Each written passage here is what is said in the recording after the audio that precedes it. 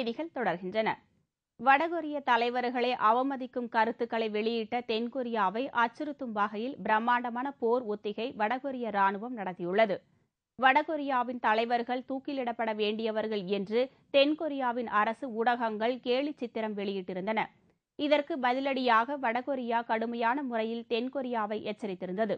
இந்த நிலையில் தனது படைபலத்தை காட்டும் வகையில் பிரம்மாண்டமான போர் ஒத்திகையொன்றும் வடகொரியா நடத்தியுள்ளது. இந்த ஒத்திகையில் ஏராளமான ராணுவ வீரர்கள் கலந்து கொண்டு எதிரிகள் மீது எவ்வாறு தாக்குதல் நடத்துவது, மலை மேல் பதுங்கி நின்று தாக்குவது, துப்பாக்கி சண்டை மற்றும் பீரங்கி தாக்குதல் போன்றவை இடம்பெற்றன.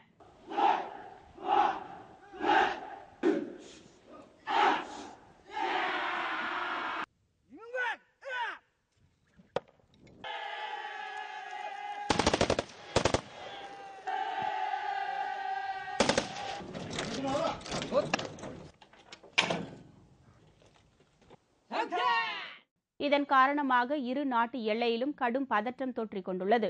இதற்கு முன்பும் இரு நாடுகளும் இதுபோன்ற பிரச்சனையின் போது தாக்கிக் கொண்டது குறிப்பிடத்தக்கது.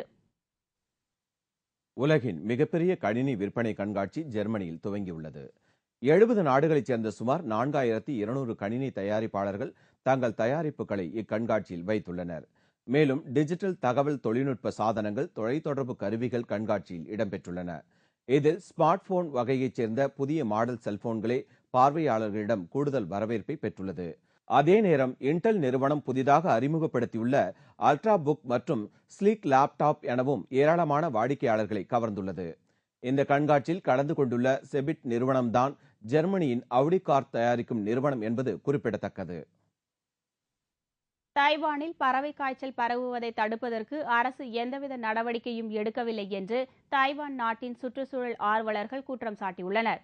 தைவானில் கடந்த 2 ஆண்டுகளாக பறவை காய்ச்சல் நோயால் பாதிக்கப்படுபவர்களின் எண்ணிக்கை அதிகமாகி வருவதாக அண்மையில் வெளியான புள்ளி விவரம் தெரிவித்தது.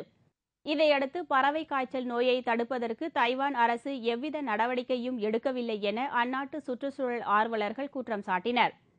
தைவானில் செவ்வாய்க்கிழமை செய்தியாளர்களை சந்தித்த சுற்றுச்சூழல் ஆர்வலர்கள் இந்த நோயை கட்டுப்படுத்துவதற்கான வழிகள் குறித்த தகவல்களை புத்தகமாக வெளியிட்டனர். தைவானின் சன்குவா கவுண்டி மற்றும் தைனான் நகரில் உள்ள கோழி பண்ணைகளில் சுமார் 60,000 கோழிகள் பறவை காய்ச்சல் நோயால் பாதிக்கப்பட்டிருப்பது கண்டுபிடிக்கப்பட்டது. மீண்டும் முக்கிய செய்திகள்.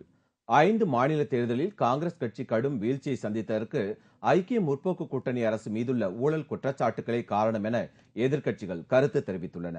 தங்கள் கூட்டணி ஆட்சி மீது நம்பிக்கை வைத்து பஞ்சாபில் மீண்டும் ஆட்சி அதிகாரம் வழங்கியுள்ள மக்களுக்கு தேர்தலில் கொடுத்த அனைத்து வாக்குறுதிகளும் நிறைவேற்றப்படும் என்று பிரகாஷ் சிங் பாதல் கூறியுள்ளார். இந்தியாவிலேயே அதிக மின்வெட்டு நிலவும் மாநிலமாக திகழும் தமிழகத்திற்கு முதலிடம் கொடுக்கலாம் என முன்னாள் மத்திய அமைச்சர் EVKS இளங்கோவன் விமர்சனம் செய்துள்ளார். சர்வதேச சந்தையில் கச்சா எண்ணெய் விலை உயர்ந்துள்ளதால் பெட்ரோல் விலையை உயர்த்த மத்திய அரசுக்கு எண்ணெய் நிறுவனங்கள் நெருக்கடி கொடுத்து வருகின்றன.